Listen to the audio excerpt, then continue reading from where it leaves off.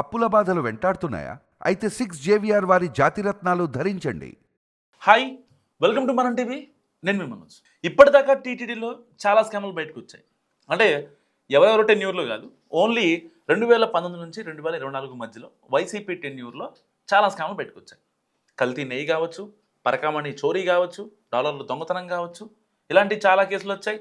So వాటిని ఎలాగైనా సరే మసిపూసి మారడిగా చేయాలని చెప్పి చాలా ప్రయత్నాలు చేస్తున్నారు. సో ఇలాంటి నేపథ్యంలో టీటీడీలో మరొక స్కామ్ వెలుగులోకి వచ్చింది. పట్టు వస్త్రాలు, పట్టు శాలువాలు ఏదైతే స్వామివారికి సమర్పిస్తారో, లేదంటే వచ్చిన విఐపీలు కావచ్చు, సో ప్రోటోకాల్ ఎవరికైతే ఉంటుందో వాళ్ళకి సమర్పిస్తారో, వాటిల్లో కూడా స్కాములు చేశారంటే ఇంకా ఏ రేంజ్లో ఉందో అర్థం చేసుకోవచ్చు. మనం కొంచెం నిండెప్త్గా తెలుసుకుంటే, తిరుమల తిరుపతి దేవస్థానంలో భక్తుల విశ్వాసాన్ని దెబ్బతీసేలా ఒక పెద్ద స్కామ్ వెలుగులోకి వచ్చింది. 2015 నుంచి 2025 వరకు భక్తులకు పట్టు పేరుతో అందించిన శాలువాలు, వాటి విషయంలో ఈ స్కామ్ వెలుగులోకి వచ్చింది. వాస్తవానికి పాలిస్టర్ అని తాజా నివేదికలు స్పష్టం చేస్తున్నాయి. సో ఈ సంఘటనలో ముఖ్యంగా నగరానికి చెందిన విఆర్ఎస్ ఎక్స్పోర్ట్స్ అనే సంస్థ పేరు ప్రస్తావనలోకి వచ్చింది. సో తిరుమల ఆలయానికి పట్టు శాలువాలు ప్రత్యేక గుర్తింపు. విఐపీలకు, దాతలకు, ముఖ్య అతిథులకు అందించే ఈ శాలువాలు సాంప్రదాయంగా, భక్తిగా భావిస్తారు.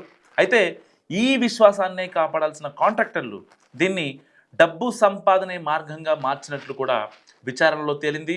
టీటీడీ విజిలెన్స్ విభాగం చేసిన పరిశీలనలో గత 10 ఏళ్లుగా పట్టు పేరుతో అందించిన ఎక్కువగా శాలువాలు పూర్తిగా పాలిస్టర్ అని బయటపడింది. ధర్మవరం సిల్క్ బోర్డు నిర్వహించిన నాణ్యత పరీక్షలలో ఈ నిజం వెలుగులోకి వచ్చింది. మొత్తంగా 54 కోట్లకు పైగా ఈ పాలిస్టర్ శాలువాలు కొనుగోళ్లు జరిగి ఉండొచ్చని కూడా అంచనా వేస్తున్నారు. సో టీటీడీకి సరఫరా చేసే పట్టు శాలువాలపై స్పష్టమైన టెండర్ నిబంధనలు ఉన్నప్పటికీ వాటిని బేఖాతరు చేస్తూ తక్కువ ధరపై పాలిస్టర్ శాలువాలను అసలు పట్టు అన్నట్టుగా సరఫరా చేస్తున్నట్టుగా కూడా గుర్తించారు. అంటే పాలిస్టర్కి సంబంధించిన ఈ యొక్క శాలువాలన్నింటినీ కూడా పట్టువే అని చెప్పి వాళ్ళని నమ్మించి, టీటీడీ అధికారులను కూడా నమ్మించి వీళ్ళు విఆర్ఎస్ ఎక్స్పోర్ట్స్ వాళ్ళు పంపించిన పరిస్థితి. అండ్ విజిలెన్స్ నివేదికలో మరో సంచలన అంశం బయటపడింది. పట్టు పేరుతో పాలిస్టర్ శాలువాల మోసం ప్రత్యేకంగా విఐపీలకు, పెద్ద దాతలకు అందించే శాలువాల్లోనే ఎక్కువగా జరిగిందని గుర్తించారు.